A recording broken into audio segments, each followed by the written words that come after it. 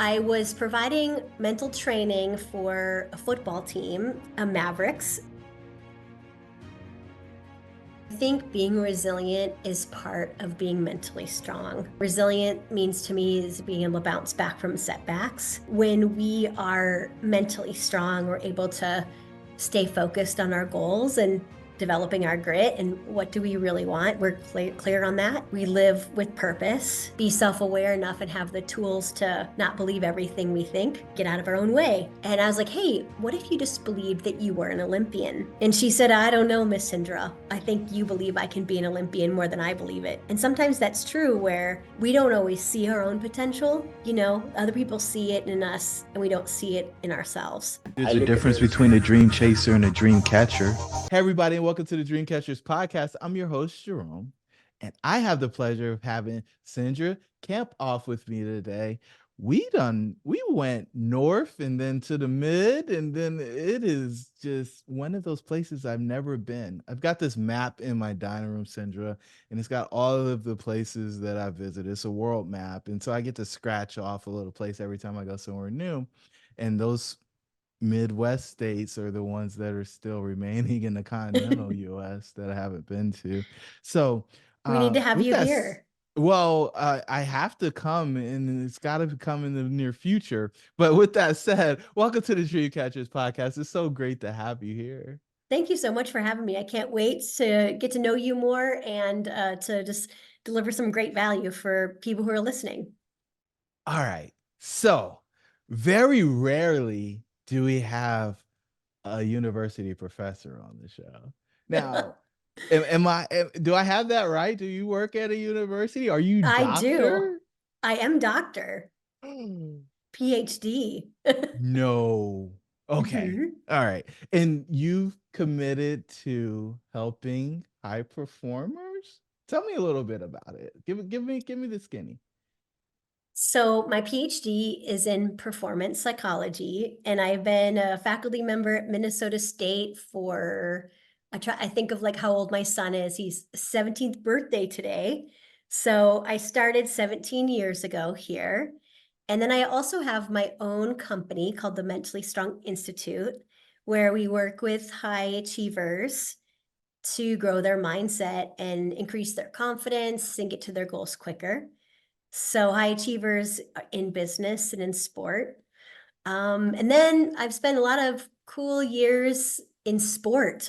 Spent 4 years working with the Minnesota Vikings as their performance psychology consultant and work with the United States track and field team when they were at the Olympics in Tokyo.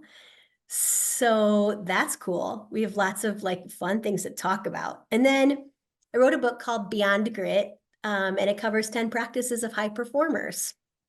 It's a really amazing book about training your mind and being the best that you can be and like the actual tools on how to do that. Okay. So I've never talked to a performance coach that's worked with a professional football team. So let's go there first. How does one get connected to a professional football team and help them? And I want to go talk about the degree because I've never heard of the degree before. So there's just so many places we're going to go today. Okay, let's go. Well, I think it starts with like my intention of working with a professional football team. I think it's where it starts, right? It's like deciding what you really want. And I was in 2013 at the Boston Marathon bombing. So I ran, it was maybe the fourth time I had run the Boston Marathon, and I was just a block away. And as you could imagine, just a incredibly difficult day. I didn't know if I was going to get home. There was a rumor that there was a bomb in our hotel, and we were right next to the finish line. And what was interesting, Jerome, is like my race really didn't matter, even though I had, really trained hard for this race. My purpose mattered the most, and also my family, which I think everyone listening, theirs would matter the most too, like those two things, right? And it was that day where I decided, I felt like I was playing really small. And just, I felt like the university job was kind of small and safe. And kind of what I mean by that is, you don't have to get out there on social media. You don't have to get out there with a message. You can just like teach your classes. And so I decided to do things very differently after coming back from the marathon. And how I would describe it was just my wake-up call to play bigger. And I was providing mental training for a football team, a college football team here in Minnesota, Minnesota State, Mavericks. And there's a guy on the team named Adam Thielen, which if those people follow NFL, he now plays for the Carolina Panthers. But he got signed from the Vikings, and he was the person who recommended me to the team because I was already working in college football. And this is still something I do, is provide mental training to the Maverick football team during the season. Such a blast. And I love the energy of football. Love it. So I played football through college, and so this is becoming even more intriguing because I think there's a lot of people who will believe, even though you're, I don't know how like tall you are, right? But I'm short. I'm 5'2" on a good okay, and day. so I didn't expect you to be like a 6'2" woman, right? So the thought of a 5'2" lady talking to football players who are supposed to be the ogres of the university and telling them you can do more and whatever else it is to help them achieve high levels of performance kind of sounds like an oxymoron in the beginning. Sure. But then when you dig into it, we've got this little brain, and some people's like, no, I got a big brain, I got a big forehead, or I got a big head. But we've got this little brain, and I don't know how much it weighs, like 7 pounds or something less than that, right? Controlling these big old bodies. And Yes. so the thought that like you've got to be big or you had to play football to understand what high performance looks like is a myth and is probably a misconception. So let's go back a little bit and let's talk about, Mhm. well, how'd you figure out that you wanted a doctorate in psychology, sports psychology? Is that Yep. right? Sport and performance psychology. Yeah. It really started, my interest started in my own running career. So in high school, I went to high school in Iowa. And my senior year, I ran the fastest mile in the state of Iowa.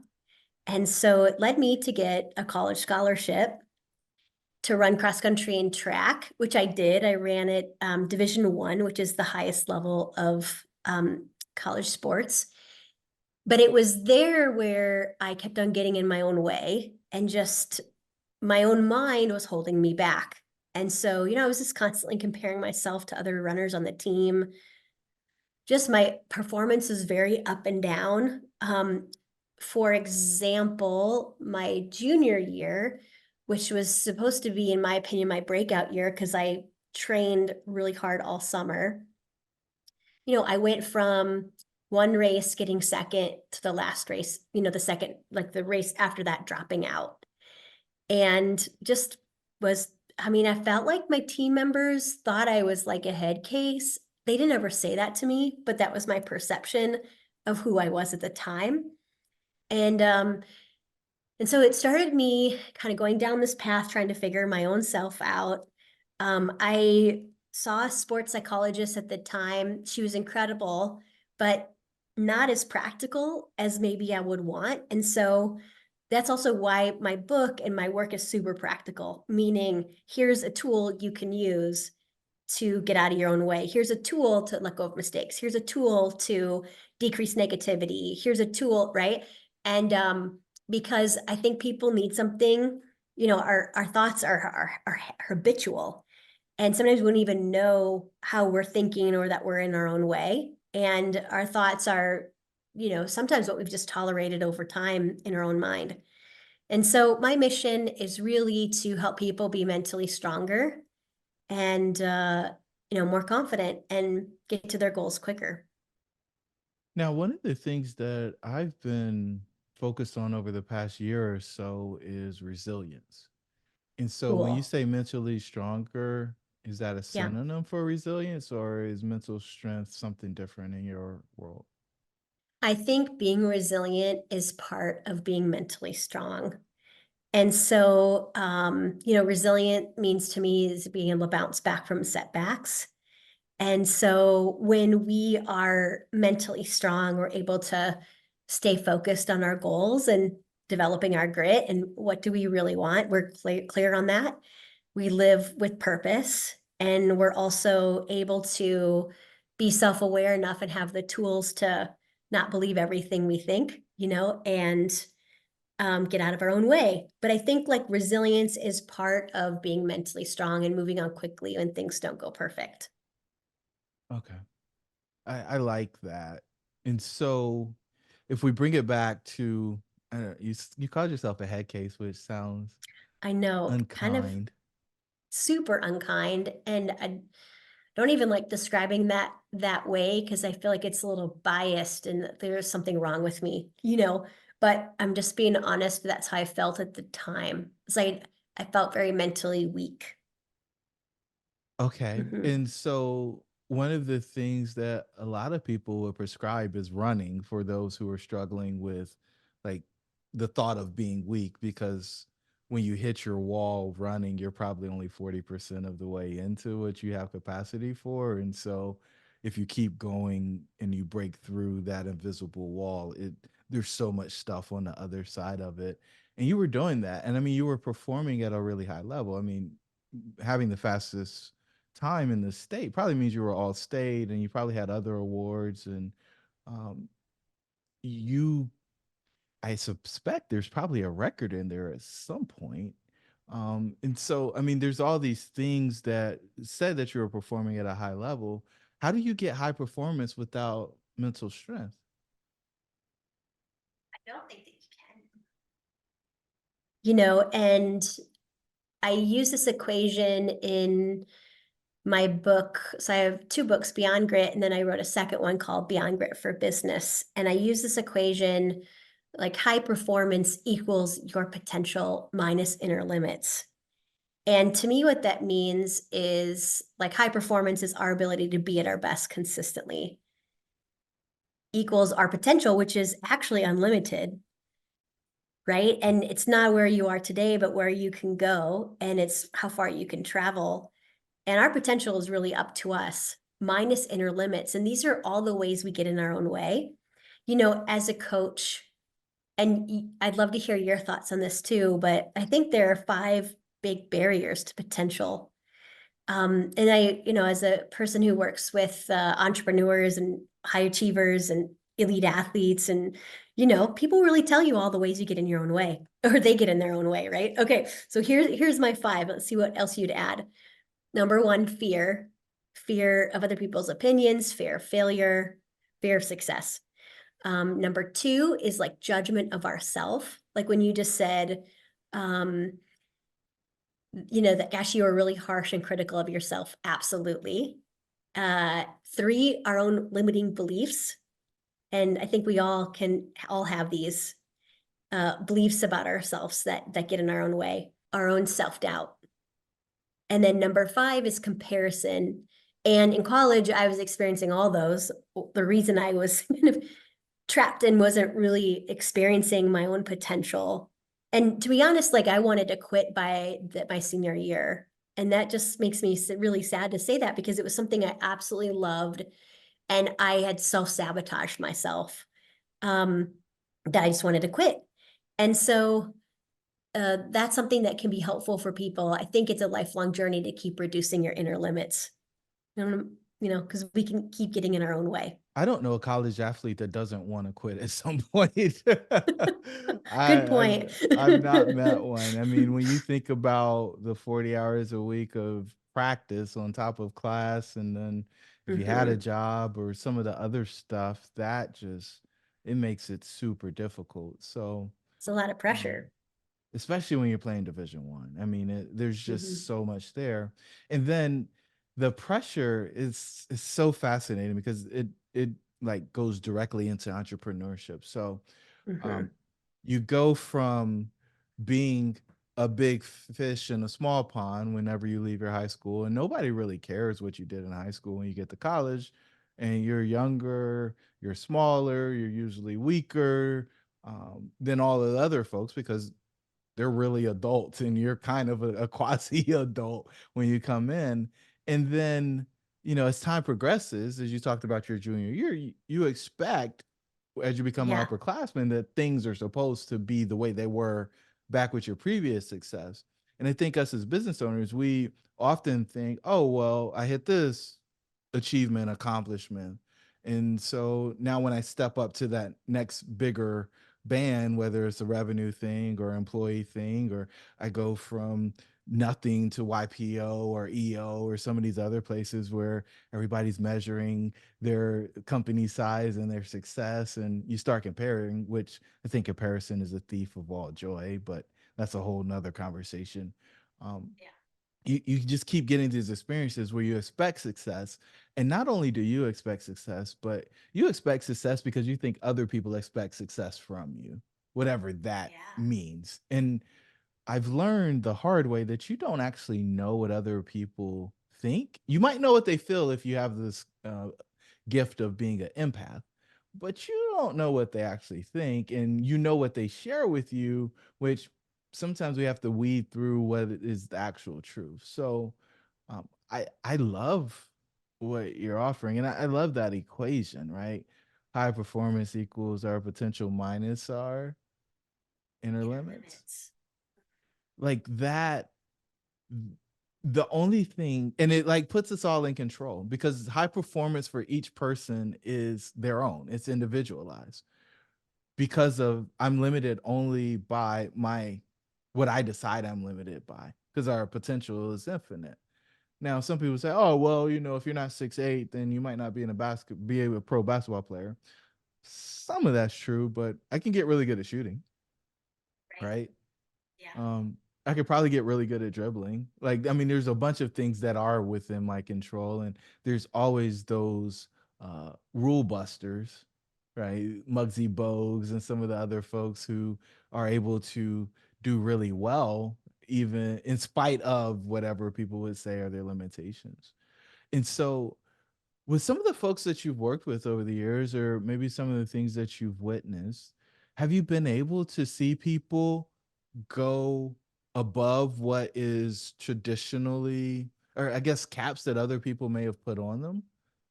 If that makes sense. Absolutely. I'll tell you a really cool story.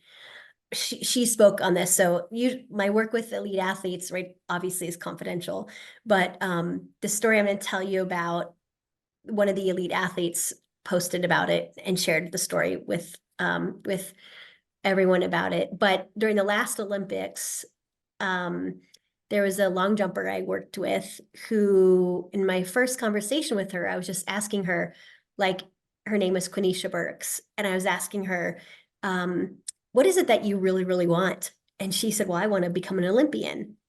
And then I said, well, what do you need to believe about yourself to get there? And we brainstormed, and she said, well, I need to believe that I'm one of the best long jumpers in the world. And I need to believe that I'm strong and I'm fast. And I was like, hey, what if you just believed that you were an Olympian? And she said, I don't know, Miss Cindra. I think you believe I can be an Olympian more than I believe it. And sometimes that's true, where we don't always see our own potential. Other people see it in us and we don't see it in ourselves. And I didn't really know what she was going to do with the conversation until the day of the Olympic trials. There's this 1-minute video that she posted that ended up going viral.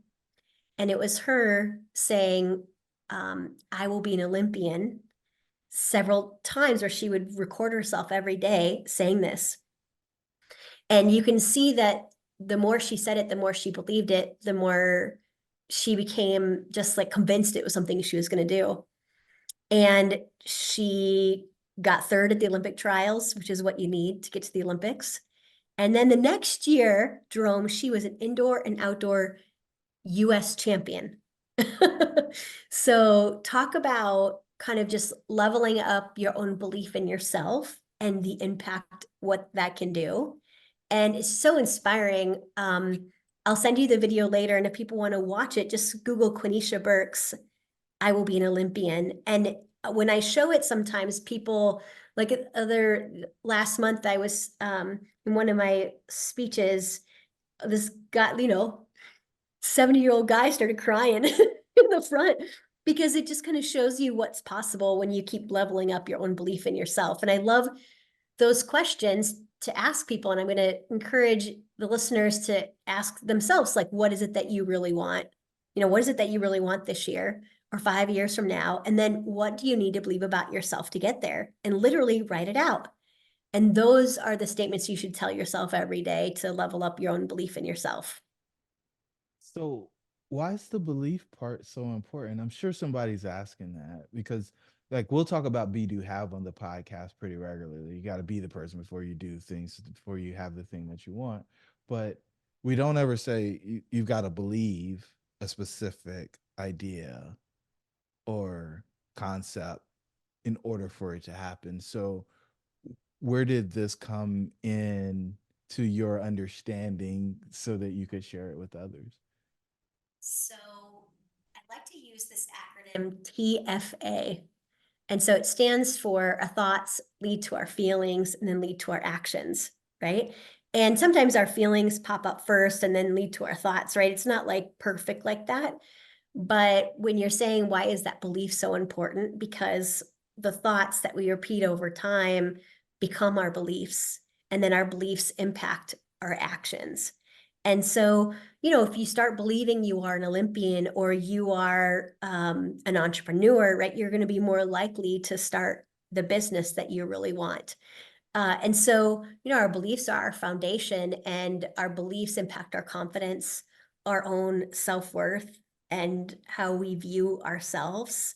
And, our confidence is directly connected to our performance. So our belief in ourself is connected to how well we do every day. And sometimes people get I'm writing in this book on confidence right now, and I'm talking about the difference between like the feeling of confidence and this self-belief and the skill of confidence, because it's different things. And the feeling of confidence can come and go, right? Like I was given a talk last week, and right before it, I was a little nervous and, kind of in my head for a hot second. And then I'm like, no, I've done this 1,000 times, and then I just connected more with the audience than getting in my own head. But Hey guys, as you might know, a very small percentage of the people who actually listen to this podcast are subscribers. So do us a favor, subscribe. In fact, we did some analytics and we found out that only 25% of the people who listen are subscribers. And our goal is to get that to about 75% over the next 3 months. So do us a favor, hit the subscribe button so you get notified when our new episodes come. We plan to bring immense value to you guys going forward as we continue to improve the content that we create at Dreamcatchers. Your dreams should be real. Let's get back to the show. we tend to think that the feeling of lack of confidence equals our self-belief or the skill of building confidence, but they're different things. And that's super helpful to realize when we're continuing to grow our own confidence. All right, Cindra. So here's the question, because my mind is going everywhere right now. So are beliefs and thoughts the same thing? Great question. My answer to that would be a thought repeated over time becomes a belief. And so let's say, for example, I have a thought of I'm a procrastinator, and all of a sudden it just pops into my head. That's not necessarily a belief about myself that I'm a procrastinator. But if I continue to give that power, and if I continue to find evidence why I'm a procrastinator, then I'm going to have that belief about myself as a procrastinator.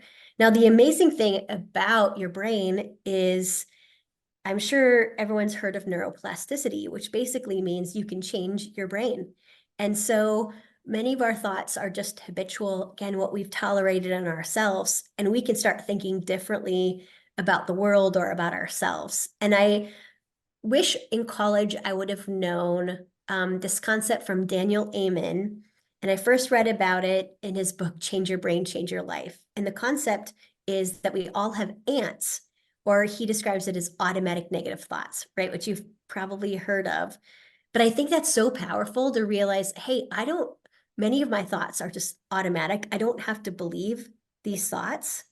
And I can poke holes in the thoughts. I have this tool that I call the truth meter. And when we have a belief that, we know is holding us back, we ask ourselves 3 questions. And you could do this with a belief, or you could do this with a thought. But the 3 questions are, is this thought true? When most of our thoughts aren't even true, right? They're just, and our brain's main function is to keep us safe. So they're not always true. Number 2 is this thought serving me? Like, is this helping me be the highest version of myself? And is this helping me play big? Or is it leading to me playing small? Right. And then number 3 is, what would be a more empowering thought I could choose right now? And sometimes when I'm working with my own clients, I'll say, okay, well, is there something that could even be more empowering? And what's cool is you get to like the truth, and you get to like what's actually the essence of who that person is when you ask that question a couple of times, like, what's a more empowering thought?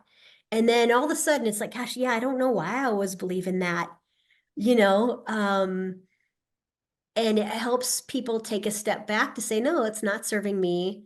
Because usually the answers are no, no, it's not serving me. It's not even true.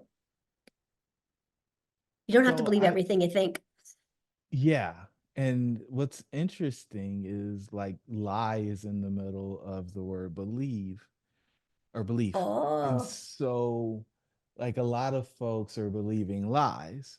And I love there's a that. lot of people who want you to, it's actually in belief and believe, but there's a lot of people who want to enroll you in lies because you believing those lies serves them. Yeah.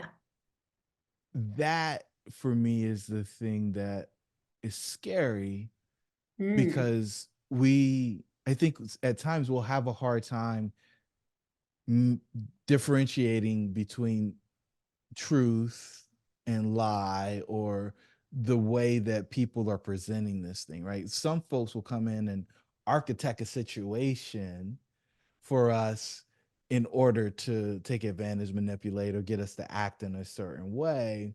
When if we truly understood the position that we were in, we wouldn't do those things.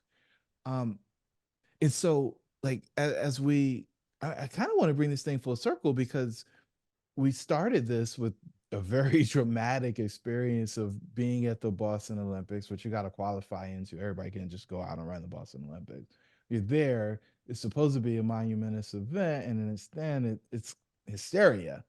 It's right. questioning what's going to happen and a bunch of other things. So you you get through that experience and you say, "I'm not playing big. I wasn't. Mm-mm, I'm playing it safe." mm-hmm, I mean, there's so many levels to this thing. And so, did mm-hmm. you make any decisions in that moment? Jerome, I would say that moment was really scary. That moment was overwhelming. That moment was really anxiety provoking. Throughout the night, though, when I realized, okay, we're safe, there's not a bomb in our hotel, right? And then if you remember hearing about it, there was like a chase for the bomber all throughout Boston. And so we were in lockdown in our hotel, but it was like this constant all night of like 3 questions. Why am I still here? What difference do I make? Why do I do what I do? And I would say when I got back from the marathon, I was on this quest to like understand my own purpose. And I read a really great book called The Power of Purpose by Richard Leiter that helped me kind of think about my purpose. And his research shows that we live up to 7 to 10 years longer when we understand our purpose, and that our purpose is vital for our health and happiness. But I think of like purpose as like pulling back layers of an onion.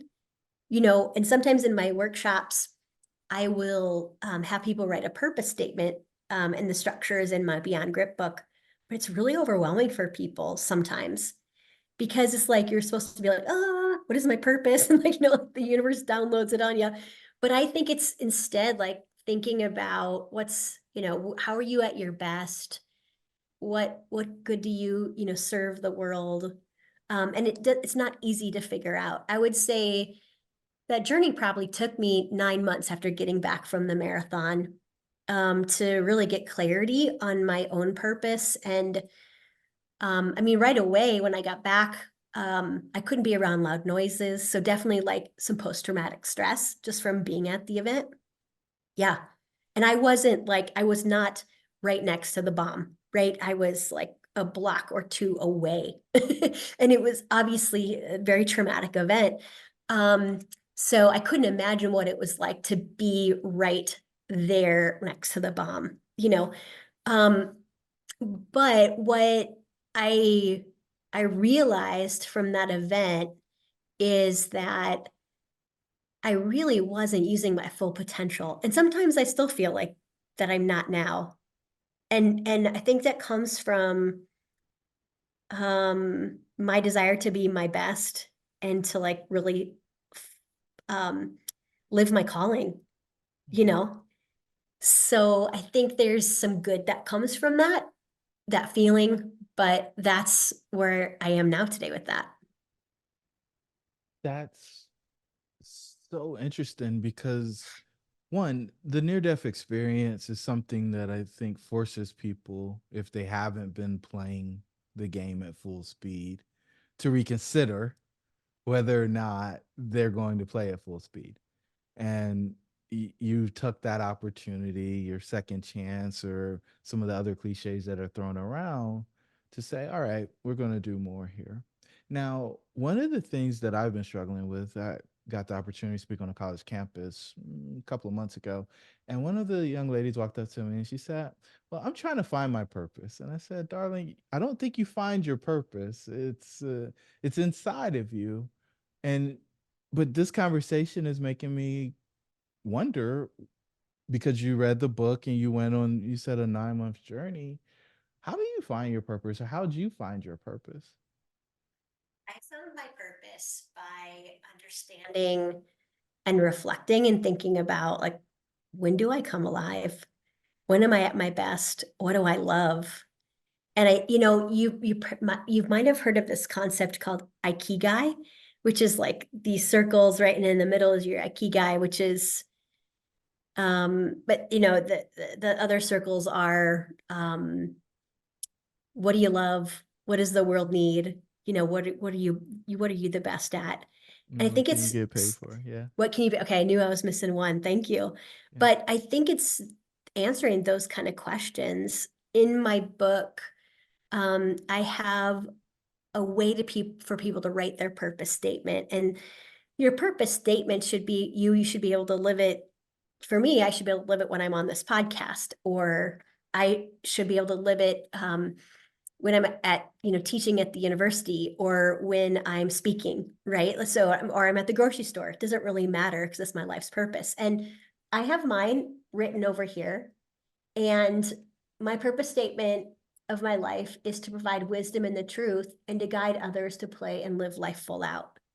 And that's what I think I'm here for, is to help people live their life full out and to play bigger with their life. And that might not be on the field, but it's with their business or with their family.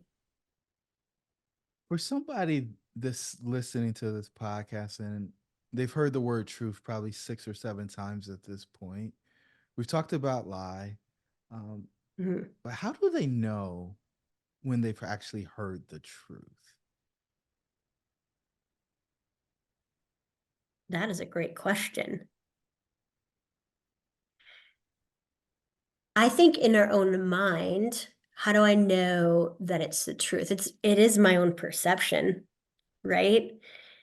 And what's interesting is I think about, how both you and I could be we witnessing the same exact event, but we see it from different lenses or perceptions, typically our own story, right? And we can see any event from a different lens. And so it's really that person's truth. But I also think about how, let's go back to the Boston Marathon bombing. I could be really still hanging on to that event or feeling like that event happened to me, right? And most of my college career, I was thinking like, why is this happening to me? Like, why can I not figure out my own mind? I was very victim-like. But I love the quote by Byron Katie, and she said, "What if everything happens for you, not to you?" And that's, I think, my application of being at Boston. I think it actually happened for me because it woke me up to my own calling and my own purpose. Yeah, I think everything happens for us. It's preparing us for something that we may not know is coming, or we see it in the moment, but it's all taking us on the place that we're supposed to go. The truth and the perception thing is really interesting. For me, when I think about truth, I'm just looking at facts, right? And I think perception is really tied to the meaning that we assign to the facts that are presented. And so that's allowed me to keep it really clear, because what I've found, especially in like romantic relationships, when you're building a life with a person, um, they can see something in a completely different way than you see it, and you two can be arguing about the exact same thing. The sky can be blue, and they have glasses on that have pink tint, and the sky is pink to them. I mean, there's just so many different ways, and I'll never forget on a podcast that I did not release, I thanked the guest for sharing her truth. And she told me, Jerome, I am not sharing my truth. This is the truth. And what was so interesting about it was I didn't believe or agree with most of what she shared. And so there enters the perception. What I think is really important, though, is the fact that we understand the difference between facts and opinions, and that we know that we're assigning meanings to each one of those things as they get presented. Case in point, happening to you versus happening for you. Um, Now, you use the word victim, and that's the first time we've actually had that as a part of our conversation on the podcast. And so you said if it happened to me, then I was in a victim frame. Um, is there a way that we can tie that into grit and resilience and put a Oh, nice, neat absolutely. bow on everything? Yeah, sure. Absolutely. And when you're talking about truth, I think about this idea of what is the capital T truth and then the lowercase truth. When I was going through my coaching program, so I'm a certified coach, and that's one of the ideas that they presented to us. And um, the capital T truth is like a fact. Like, for example, Joe Biden is the president of the United States right now. That is a fact. But the lowercase truth is, what is our truth, right? And again, that can be different for each person. And that's based on perception. So I think that's helpful, because we're telling ourselves stories all day long, many times without even realizing it, right? Stories about what's happening to us or for us. Why why do you want to see hard things and difficult things happening for you? Because ultimately that allows you to be gritty. And grit is really about having passion and purpose, um, and persistence towards your really long-term goals. And we have to be resilient. We have to get back up if we're going to pursue something that we're passionate about. And in my book, I talk about the story about Adam Thielen. So he was a Minnesota Viking NFL player who's now at the Panthers, which we were just talking about earlier. I share the story about how he fumbled during a playoff game, and he went over to the sidelines and he made this action. Okay. And the next play, he was right back in like that fast. And afterwards, well, first of all, because of this kind of next play mentality, he caught this 43-yard catch over his head. It was gorgeous. And he ends up helping the team with the next drive or the next play to win the playoff game. And so afterwards, this ESPN reporter named Courtney went up to Adam and said, Adam, it can be so difficult for wide receivers to move on during a playoff game. There's just so much pressure. And she said, what was this action? Okay, Jerome, I'm a little embarrassed to tell you what he said. Do you want to know? Absolutely. Okay. He said, well, I was pretending to flush a toilet. And so the next day in ESPN, the headline was mental coach taught Vikings Adam Thielen how to flush away his mistakes. And I'm like, that's how I get headlined in ESPN, flushing a toilet. Okay, but there's a tool in my Beyond Grit book that's so important to confidence and resilience and grit. And that is the tool called Learn, Burn, Return. And basically, it's a quick 3-step process. When you make a mistake or experience a setback, you do 3 quick things. Ask yourself, what would I do differently next time? That's the learn, right? And the next time is really important because you can't change the past. So next time I will. But then you gotta flush it. You gotta burn it. And burn it just means to me like let it go. And I encourage people to choose a burn phrase or action. So what are you gonna say to yourself or do? Like Adam was flushing a toilet, but maybe you just say burn it or shake it off or next play, right? And then return means you build yourself back up. You tell yourself you're the best person on the field, that you can do anything you put your mind to, or I have everything it takes to build this business or transition out of my business, right? And that learn, burn, return is so important in that transition because you can really beat yourself up. And what we know, the research in self-compassion, is that being kind to yourself actually is connected to higher performance, more confidence, more motivation, plus lots of other, there's no downsides of self-compassion. So being kind to yourself when you make a mistake or you fail or you feel inadequate is really essential. So that's what allows us to be resilient and have grit. This is phenomenal because I see so many people say so many mean things to themselves. And like they're just harsh things they would never say to another person. It's just like internal violence when they make a mistake, and then they wonder why their performance continues to degrade Right. instead of somebody encouraging and helping them go to the next level. Do you know why? I mean, we talked about ants earlier, but do you know why people, well, I guess why it's kind of normal for people to have that? I don't even know. I don't want to call it degrading, but that negative Yeah. self-talk. Yeah. And, in my book on confidence right now, I'm talking about this idea of like the inner coach and inner critic. And there's a great researcher who studied self-compassion in sport named Ashley Kutcher, who her and I did some of training with her, which was really cool. But what I would say is like that critic, that automatic negative self-talk is survival. And your brain's main function is to keep you safe. It's not here to help you be a peak performer.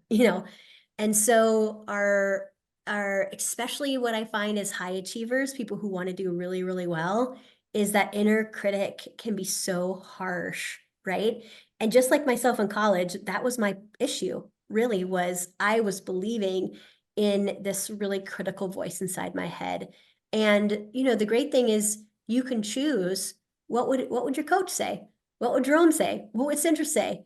Right? You can go through that little truth meter and be more of a wise and supportive best friend, like to yourself. And I think, there's 3 parts of self-compassion, and it's being kind to yourself, softening the inner voice, realizing that everybody's suffering with something. And just by knowing that, hey, everyone has this voice in your head, you're not alone, it is really huge. And then the last one is, okay, so I said self-kindness, common humanity. I'm blanking on the third one, but It's it okay. doesn't matter. Oh, mindfulness. And it just means like noticing, noticing that inner voice and realizing you don't have to believe it, right? And you can just let it go out of your mind. Well, Sidra, we're coming up on time. I guess.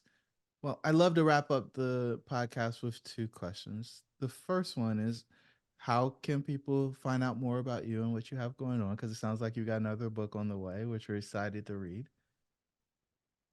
Absolutely. So you can head over to drcindra.com and you can find all the information about my speaking or coaching there.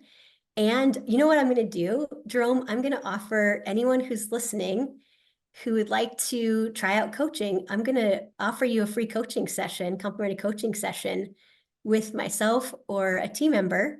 And we can talk about whatever you want. It's confidential, and it'll be a way for us to help, support you in a mental breakthrough. So we put together this website.